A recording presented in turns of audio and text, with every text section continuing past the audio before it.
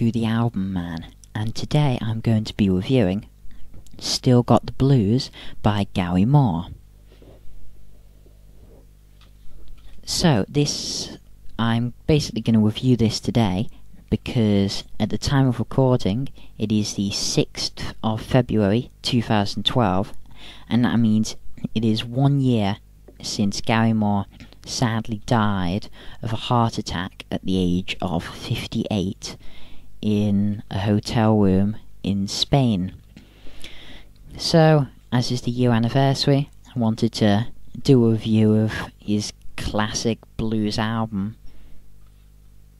So, Still Got the Blues was released on March the 26th, 1990, and this was really Gary Moore's first blues album, as prior to this his work was predominantly jazz fusion with Colosseum 2 and hard work with Thin Lizzy's Skid Row G-Force and his previous solo work. This is also arguably Gary Moore's most successful album, especially as it got to number 83 in the US Billboard 200. The album, let's see, we'll go through the track listing. So, Moving On, Oh Pretty Woman, Walking by Myself, Still Got the Blues, Texas Strut, Too Tired, King of the Blues, As the Years Go Passing By, Midnight Blues, That Kind of Woman, All Your Love, and finally Stop Messing Around. So it starts off with Moving On, which is an upbeat 12-bar blues song, and it certainly is a great intro to an album to show people that he is now a blues guitarist and singer, and has some really great licks in it. Next is a cover of Oh Pretty Woman, which was written by A.C. Williams, and this cover features the legendary Albert King on guitar as well. Again, a great bluesy song with obviously great guitar from both Albert and Gary, and I think the way Gary made this song, he certainly does remind me of B.B. King. Then we get to Walking by Myself, which is a cover of the Jimmy Rogers song, and Jimmy Rogers is most notably known as a member of the Muddy Waters band in the 50s, and Gary Moore certainly keeps that 50s vibe, but he speeds the song up a lot and has his own touch, including a brilliant solo which sounds like it should have been in the original, and I have to say I do prefer Gary's version. Then we get to the controversial and amazing Still Got the Blues, probably his most popular blues song and my second favourite of his songs. I mean, it can't quite beat Parisian Walkways, but that does have one of the greatest solos of all time. And this song, Still Got the Blues, the title track, starts out with a great opening lick before his voice carries the song smoothly along to a great chorus. It truly is a classic blues song and really is the best song on the album. And the solo, in my opinion, is second, again, only to Parisian Walkways in his solos. There is, however, quite a lot of controversy over this magical solo, as in 2008, the German band Judd's Gallery took Gary to court, saying that he lifted the solo for Still Got the Blues from their 1974 song Nordwak. Can't say I've ever heard of the band or the song, but I don't think they're very known outside of Germany. I think even in Germany they're not that known. But anyway, Gary Moore denied knowing the song, especially due to its unavailability on record and CD at the time he was recording his album. The court, however, stated that he could have heard the song on the radio or a live performance. The court also stated that there was no proof the guitar solo was lifted from Nordwak, but of course as copyright infringement doesn't depend on outright theft, Gary was forced to pay Jürgen Winter, the leader of Judd's Gallery, an undisclosed amount in damages. And the YouTube user Daniel Works has made a great video of a comparison between the two solos, and there'll be a link in the description below. Very, very interesting stuff. So this song was recorded in 1974, and I'd certainly like to hear the original version, but sadly there's only live versions around on the internet. And it certainly does have a Still Got the Blues feeling to it. I can see where they are coming from, but I can't say I'm sure. I don't think Gary Moore would have stolen it from some obscure German band solo. But who knows, he might have done because he thought he could get away with it. It took him till 2008 to get caught, so that's a good 18 years. Who knows?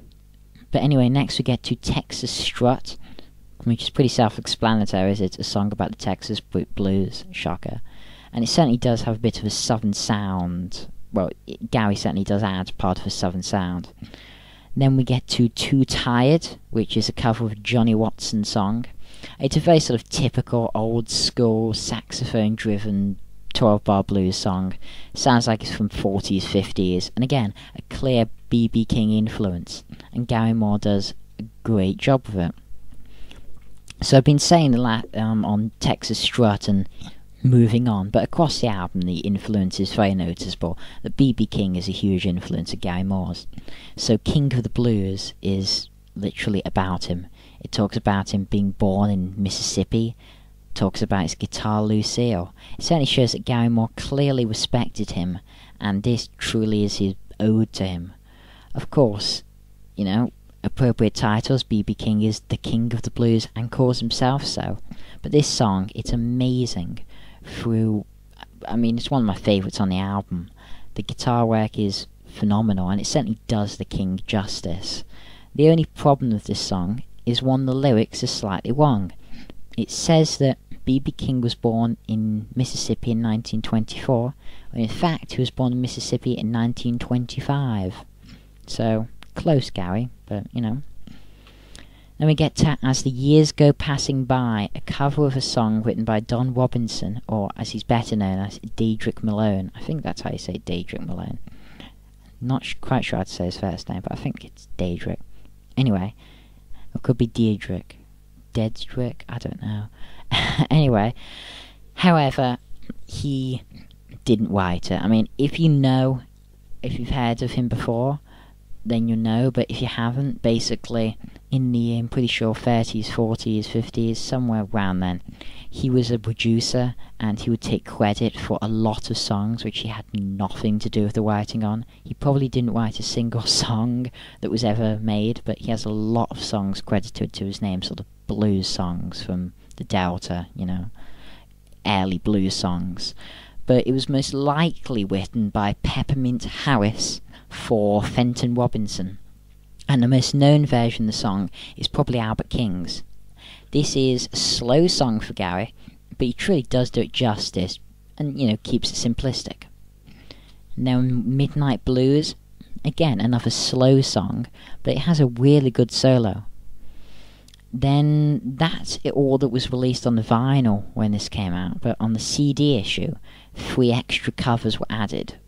And of course I'm reviewing the CD one, so I'll go through those, which were That Kind of Woman, which was written by George Harrison, and actually features George Harrison on slide, rhythm guitar, and backing vocals. This song's certainly a lot more upbeat and up-tempo than the last two of the album, and it has a really great vibe. It has almost dueling guitars in parts, as well as another great Gary solo.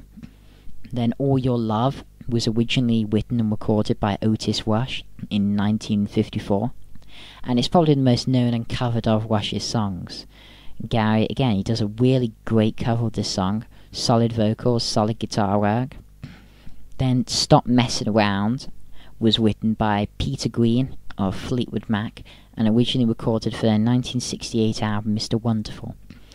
And it's certainly a good example of the blues phase of Fleetwood Mac, and mainly of loads of other bands in the late 60s.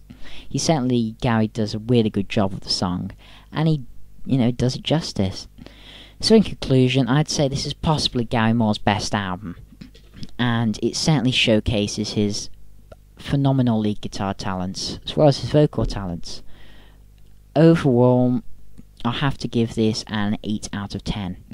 Now, I would have given it higher, but the fact that out of 12 tracks there are 7 covers, I just find that a bit too much when over half an album is covers. Even though he does do them very well, I would have preferred more songs that he actually wrote himself. So for that, I can only give it an 8 out of 10. But still, it's a very good score, a brilliant album, and, you know, listen to some of his stuff today, It is 1 year anniversary. So thanks for watching. Comment, rate, subscribe. This has been the Album Man. Bye.